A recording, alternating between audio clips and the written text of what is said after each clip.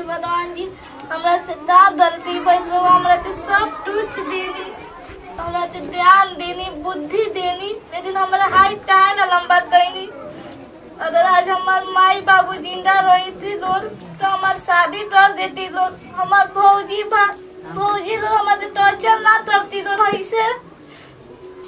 चाहे भगवान जी हमरा साथे रहो, ऐसे कहनी। चल अब सारी घर बाहर अरे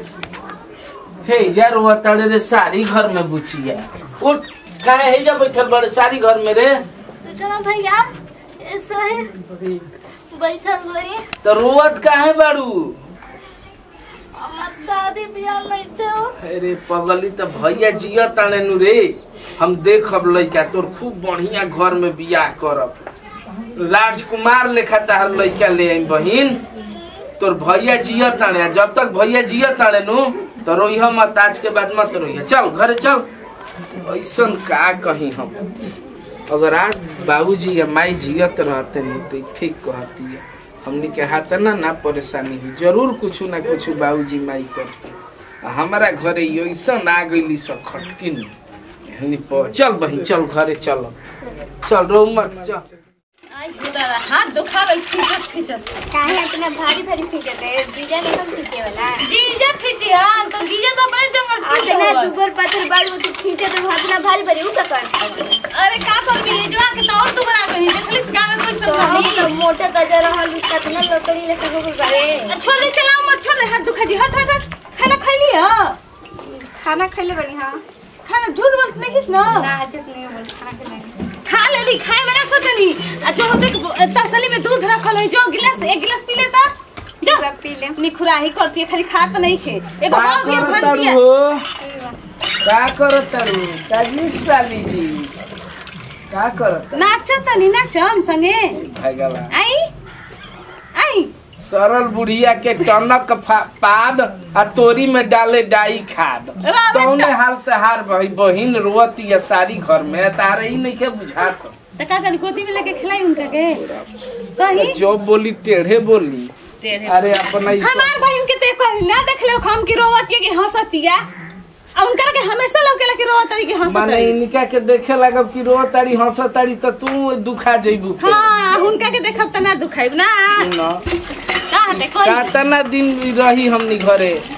कुछ दिन के मेहमान बिया शादी बियाह क के चल दी, लेकिन तहार हमार कोइला का कर जीवन भर याद रही। हमारा तो लागत है कोई जिंदगी भर जे रही हन के नियो रही हम कौन उनकरा के पूछी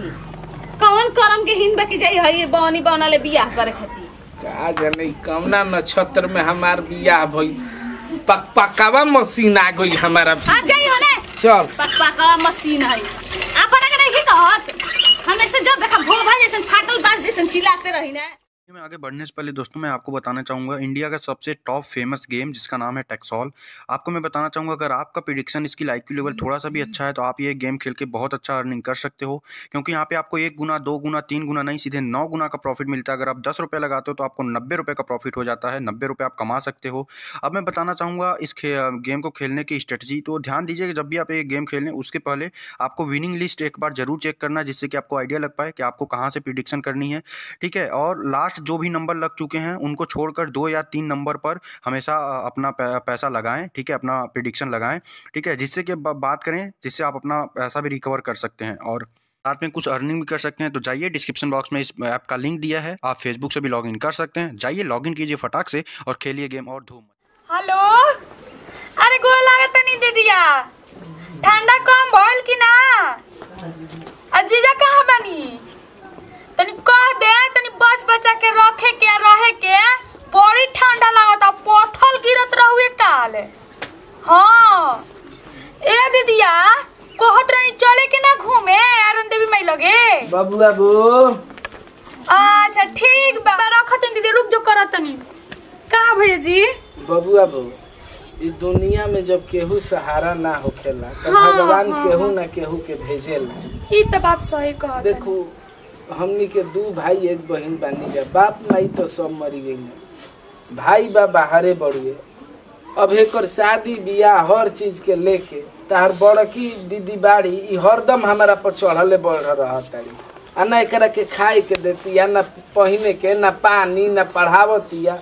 तो तू ना कर सकेलू बबुआ वो तोहरो तो ननदे नहीं अच्छा हो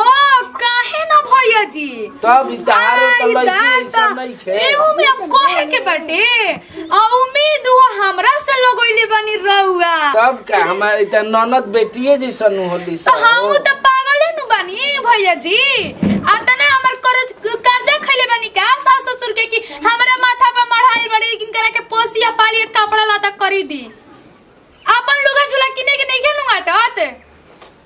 अले के ढो तनी रोगा ढो तनी ढोई उठा के आओ तो ये थे करे ई बोनी मुयो नहीं खे जात मन तो बहुत दे दी जहर करा के बबुआ वो करो चाहे मत करो लेकिन हमर बहिन के मुंहे के मत कह एकरा चलते जो हमर 2 बीघा भले जमीन बा अच्छा जा अपना हिस्सा में बेच हम हमरा हिस्सा में एको कट्ठा अगर बेचाइल तो घर में नाच नचा दे हम हमर बबुआ आज एक बाहर से नु नहीं तो हमारा मरई के भाई बहन ओतनी हम उठा के लाता कि बस भौजी बस अब मत बोली रे भैया ते ए में हमार गलती मारती हम बहुनी बानी है ना और गलती नहीं थे चले भैया अरे तू ही ते घर के आग बोले पड़ू जा कोने मुखर के नहीं खेला लगा जाए के हमारा सास ससुर ना यही दिन दिखाया खाली छोड़ के मार गइलन ना के ले जाला संजय सुनी त है नहीं हे जो बैठी बैठी जा का हो गई तू तो बुझात कि पछवा मार दे जीजा के पानी ले लो जीजा के पानी ले लो तो लेके आओ जल्दी अरे बात का बा बोल एक बात रो से कहे के बाटे का कह ध्यान से सुनी दिमाग से सुनी अस्थिर से जनी ना हमेशा झगड़ा करना हाउ करना हाउ मत करी बढ़िया से सोची ई बताई कि छोट मोट बाड़ी आखिर उनका बियाह शादी तो होई ना है झूठो के पैसा और जुनून सवार भेल बाकी खेत बेचम त बियाह करम त हई करम हौ करम अच्छा ये बताई और घर में कोई नहीं के सोचे खाती है हम नाटक फाटक के चक्कर में पड़ल बनी रो बुझा देतन कि हो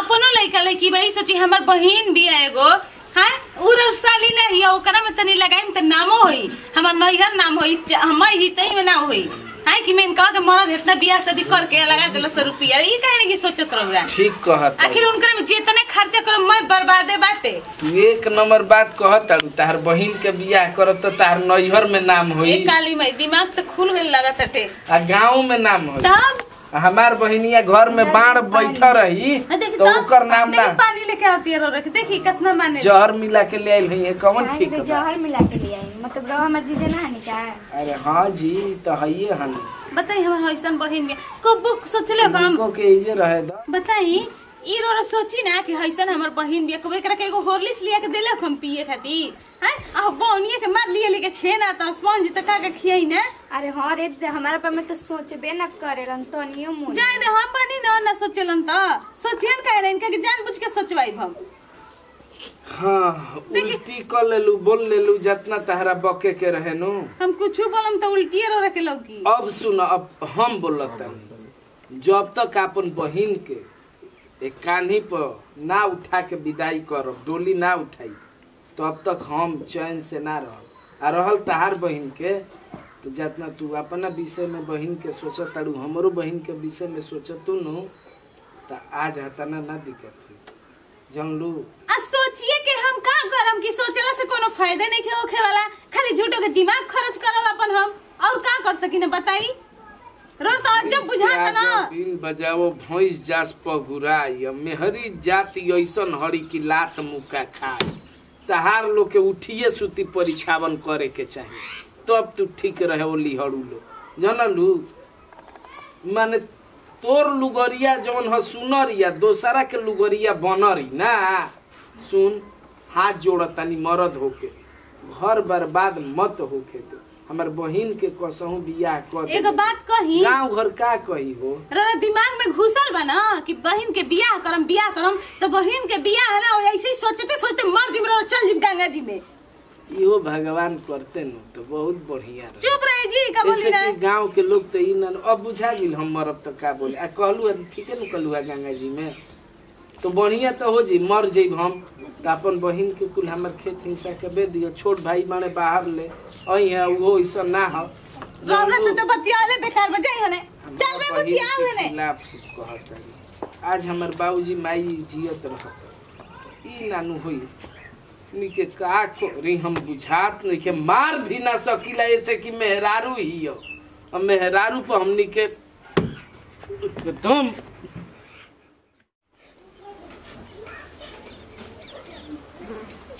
तुलसी माई और इतना पूजा चाहिए हमारे से ता धरती बोलती इतना बड़ा सजा हमरा ते देनी हमार भौजाई लोग हमरा ते नहीं थी मानत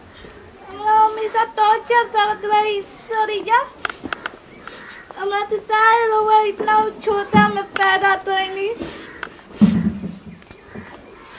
हमरा बियाह हो शादी नहीं थे हो तुलसी माई हमार भाई तो अच्छा बारन लेकिन हमार भौजाई लोग खराब बारी जा इतना से अच्छा नहीं थे हम मरिए जाती